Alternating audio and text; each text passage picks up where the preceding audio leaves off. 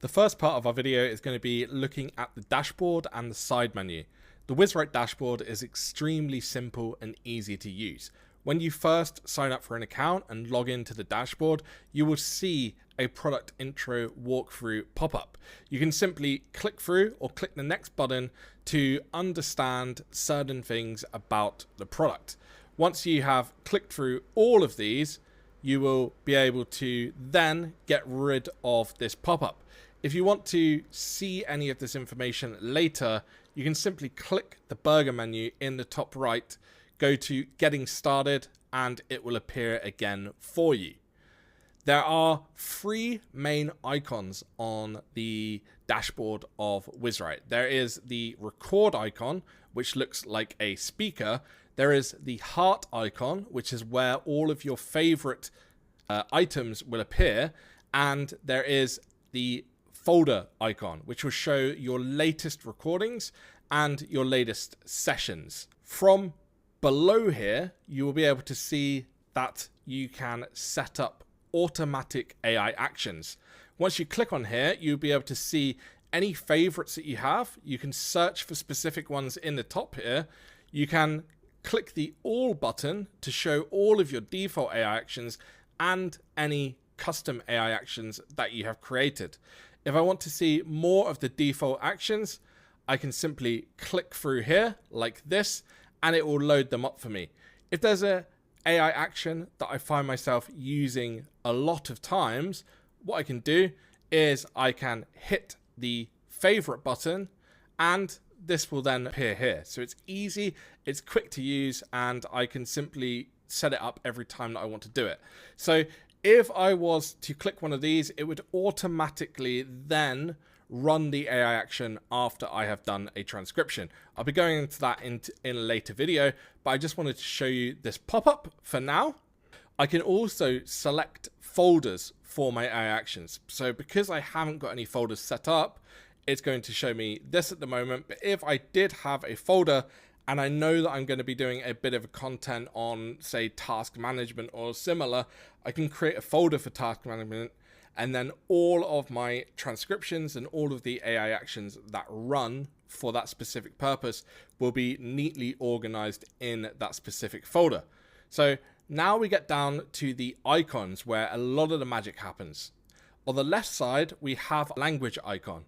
The default language that we have is English, but you can see when I click here, we have a large variety of different languages. We can choose German, we can choose French, we can choose Finnish, we can choose Korean or Japanese or Chinese or Nepali, etc., etc. And one of the things that is really cool on this is if you have a language that isn't in English, but you want the transcript to be in English, you can simply toggle the setting and that will do it for you. Because I speak primarily in English, I'm going to set that back to English for me right now. The next thing we can do is we have an icon which is a write icon. If you don't want to speak into your microphone, you can simply write your instruction here and this will act as a transcript. So if you just want to write something and then run or perform AI actions on what you have written, you can do so by simply filling this in and hitting save. The next icon along is our record icon. This is where you can talk to your microphone and trigger the process of creating a transcript from your voice and also run those auto AI actions in the sequence. The next icon is our audio uploader. So if you want to analyze an image and then run AI actions on that analysis, you can do so in WizWrite. So it's not just transcription of your voice, but you can also, do the raw text that you've written, or you can upload an image and have the analysis to then perform AI actions on top of. Alternatively, if you have your audio file that you have recorded, say you've recorded it on the go, and then you want to upload it to WizWrite later to then trigger the process of getting the transcript and then running the actions, that is entirely possible. The final icon that we have is instantly send transcripts. So this is an instant trigger on the transcripts. If you're somebody who loves automation and you want every single transcript to go to a specific webhook, then you can set this up here. So you can put the webhook URL in and you can toggle it on or off. So if it is on, then every time that you transcript something, it will send that to your webhook. So that's pretty cool. We'll be getting into automations and all of the fun stuff that you can do with instant triggers, webhooks, and Zapier later on in this video. So wait and see for that. The other thing that I want to show you is the side menu. So the side menu is where you can see certain things for your account. So if I click the profile, you'll see that I'll be able to look at my email address, my plan. You'll see that I'm on team plan. It's really interesting when you invite other people to your team on WizWrite because you can share individual AI actions with them, which is really cool if you're working in a larger organization and you want to share certain AI actions just for the sales team, certain AI actions just for the marketing team, etc., etc. It's really, really fun. And then you have your API key, which you can use for connecting with Zapier, etc. Below the profile, we have another way where you can set your language settings. So we have this set as English now. We then have a specific section where all of your recordings are. So if you have been saving recordings through your voice and then doing the transcriptions, all of your recordings will be visible here. We store the recordings in your account, only you can access them.